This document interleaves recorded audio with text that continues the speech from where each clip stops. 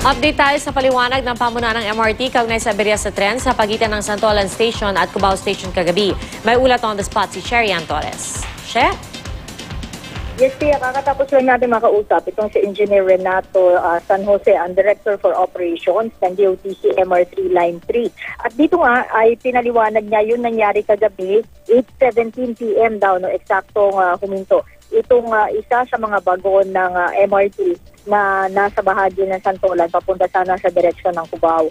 Kaya ang naging explanation dito, nagkaroon daw ng under voltage filter o yung tinatawag natin sa layman na nagkaroon ng parang mas mababang supply ng kuryente doon sa mismo loob ng tren, kaya daw nagkaroon ng paghinto. Napilitan ng driver ng tren na ihinto muna ito at bilang SOP o Standard Operating Procedure ay kinailangan munang check-upin ng driver ang problema sa tren. Nag-advise naman daw ang naturang driver na sa mga pasahero na bigyan lamang siya ng ilang minuto at maayos din ito, pero may mga pasahero raw na agad na binuksan ng emergency door, gayon din ang mga bintana. At nung natapos na ang pagkumpuni dito sa problema sa naturang bagon, 8:44 ng gabi, ay may mga pasahero na hindi sumakay o patuloy na lamang na naglakad sa may riles. Dahilan para magkaroon ng suspension o temporary na paghinto yung operation mapa southbound at mapa northbound.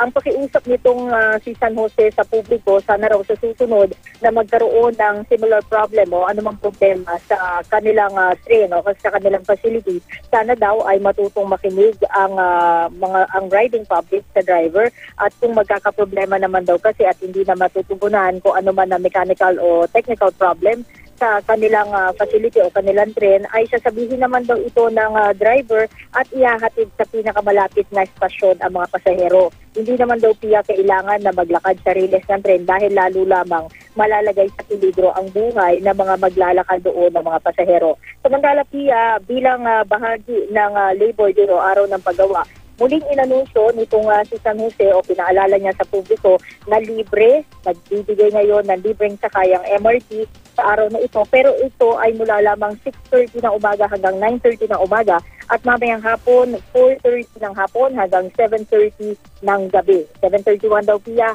may bayad na uli ang pagsakay sa MRT. Yan muna ang latest mula dito sa Quezon City. Balik sa iyo Pia. Maraming salamat, Cherian Torres.